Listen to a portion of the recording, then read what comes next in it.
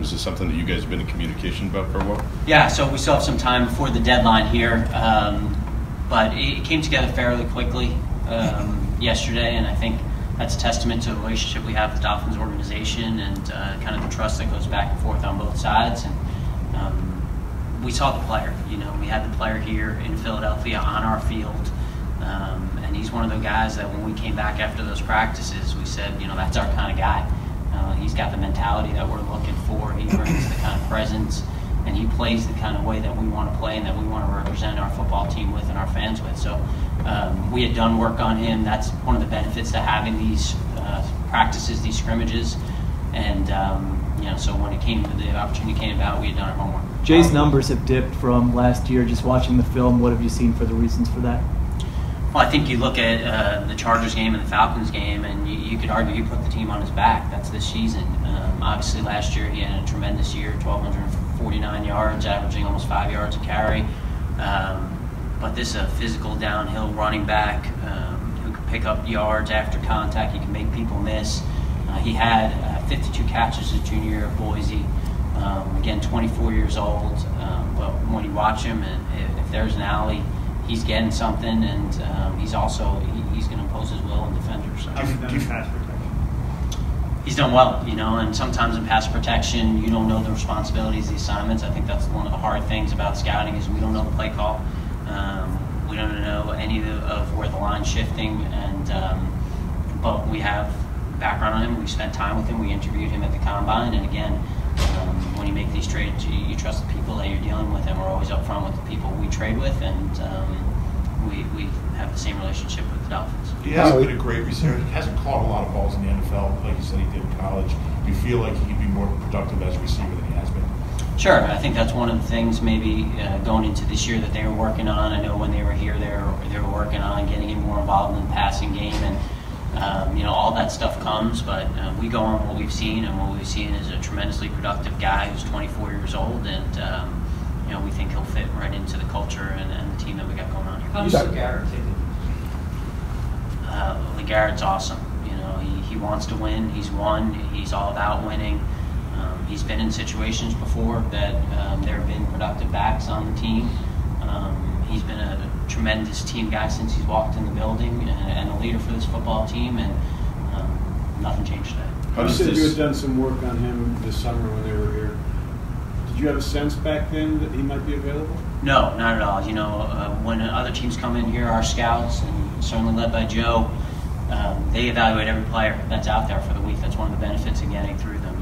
You look at every player, and it helps you through cuts. It helps you when you're in a situation like this where you don't have a lot of time. So our scouting department writes up every player that's here based on their week of practice, and we're observing them. We have guys at every position group, and it's a testament to our scouting staff that they do this homework on them and puts us in a position right away where we can make a move like this. How you mentioned his downhill running ability. How do you do laterally stretch plays? I think that's part of their offense. Is that correct? Yeah, and you just got to look at his 10-plus carries that he's had over the last 2 years, and certainly when he gets out in space, he's a force to be reckoned with not only his power but his speed.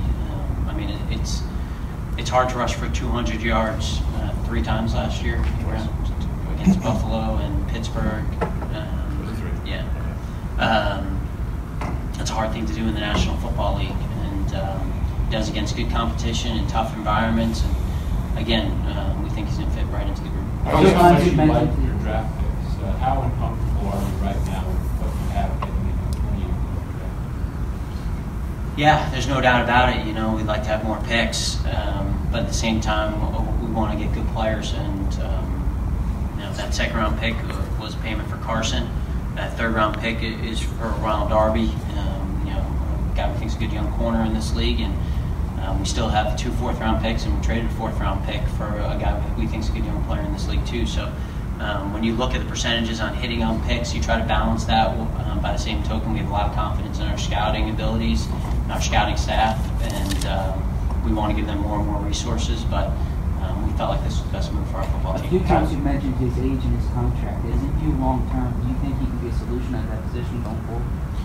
Well, I don't necessarily know that there's a problem, that we need a solution, you know. I think that when we look at our running game, it's been pretty successful thus far this season. We think we got good players there, but when you look at having a stable backs, when you look at playing in December in tough conditions, and bringing those guys coming off the bus, you know, it's something that we're excited about. How do you feel about the offensive line with Jason now? You know, we draft and develop players, and he was probably one of the most improved players on our football team during training camp. And you draft those guys, you develop them, you put them through the program so that they get opportunities like this. And we have a lot of confidence in him. And the rest of the offensive line is intact, and we have some veteran players behind that have started games and been successful in the National Football League. So I guess to answer your question, good. Just Just before the season, you said you felt you had 8 starters on the offensive line. Is that why we haven't seen him move, to get a tackling or after Peter's injury? Well, I think we're comfortable with our group too, and you know, it's not so easy, you know, just to go and get good players in the National Football League. You know, it's not like there's a tree they just pick tackles off of, and you say, let's just grab that guy. So, you know, we went into this with our roster knowing we would have some injuries. Again, we draft players so that we can develop them, and we're excited about seeing those guys in action, and we still feel like we have some starters in reserve too. Has the team kind of outperformed your expectations so far? You know, 7-1 in this point. You know, you making a trade to get a running back to kind of, you know, hopefully push you over the top. You know, my expectation is every week that we got an opportunity to win another game. We got a long way to go in this season. You know, we're just trying to do whatever we can from our perspective to improve the football team. Did being 7-1 make you approach the trade deadline any different than you would have in another year? I think similar to how I answered that before. Certainly, your perspective is different based on what your record is, but by the same token, you know, we're not sitting here and saying we don't care about our draft picks or the future. You know, we got a 24-year-old quarterback, and we want to be in a position to consistently compete. Thanks, guys.